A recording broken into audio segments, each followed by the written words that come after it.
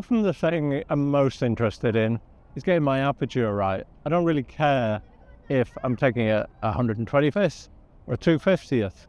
I'm not interested in the shutter speed, but for most of the time, we're taking a creative decision about what's going to be in our foreground, middle ground, and background. Do we need a composition that includes some of that background to tell a story, say a little bit about the environment we're in? Or perhaps we want to totally blur that out because we want to isolate our subject by making the rest of the photo out of focus. But the problem with trying to do this in manual is if the light changes, you've got to change your settings.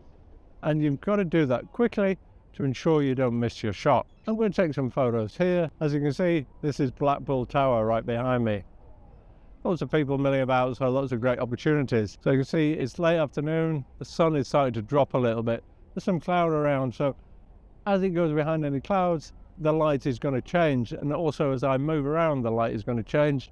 It's also going to do things like reflect off these tiles, and in between buildings, I'm going to get some interesting shadows and contrasts. Beauty of setting your camera in aperture priority mode is the camera is going to take that decision about shutter speed for you. So provided there's enough light to have a speed on your shutter that's fast enough to freeze any action, then there shouldn't be any problem with using aperture priority. In fact, it will consistently expose the image better because it's metering all the time, whereas you've just metered as you set your manual settings. I'm going to show you both and we'll see which comes out best. I'm in totally manual now. Let's get my exposures and stuff set up here. That's looking probably all right. I'm just waiting for the subject to move into my frame. That's the correct exposure set, but it was actually quite a struggle to get it just right. Now I can see the light is changing, and I suspect my exposure is going to go out now. So let's try the same thing in auto. You can see I nailed it first time.